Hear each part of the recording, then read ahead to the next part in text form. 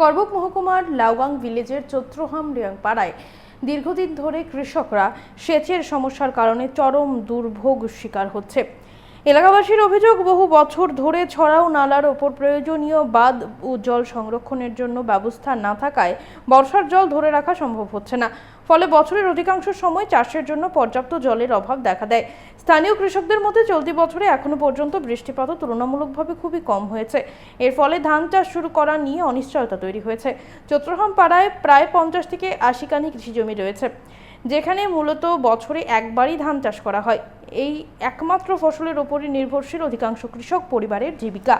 কৃষকদের অভিযোগ, কৃষি দপ্তরের পক্ষ থেকে এখনো পর্যন্ত স্থায়ী সেচ ব্যবস্থা গড়ে তোলা বা জল সংরক্ষণের জন্য কোনো ব্যবস্থা কার্যকরী উদ্যোগ নেওয়া হয়নি। তাদের দাবি, যদি এলাকায় উপযুক্ত বাঁধ বা জলাধার নির্মাণ করা হয় তাহলে বর্ষার জল সংরক্ষণ করে সারা মরশুমে সেচের কাজে ব্যবহার করা সম্ভব হবে। এতে কৃষকদের উৎপাদনও বাড়বে এবং প্রতি বছরের অনিশ্চয়তা অনেকটাই কমবে। এলাকাবাসী দ্রুত প্রশাসন ও কৃষি দপ্তরের হস্তক্ষেপ কামনা করছে। আমরা শুনবো ঠিক কি জানাচ্ছেন তারা।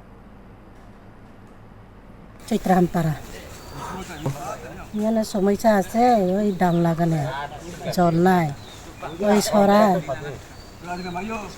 জল তুলিয়া জল ওই আলি ফালাই তো লাগে, ওই বৃষ্টি নাই, কিচ্ছু নাই, সরকার থেকে কিচ্ছু পাই না। বছর একবার ধান লাগানে জল নাই। আপনারা এখানে কোনো ওয়াটার সাপ্লাই নাই নি? নাই, কিচ্ছু পাই না। গভর্নমেন্ট থেকে কোনো কিছু আয়াত দেয়নি? বীজ টিজ ধান টান বা কোনো কিছু বীজ দেয়নি আপনাদের? না, কিচ্ছু না, পাই না। আর আপনারা এখন সরকার থেকে কি চাই?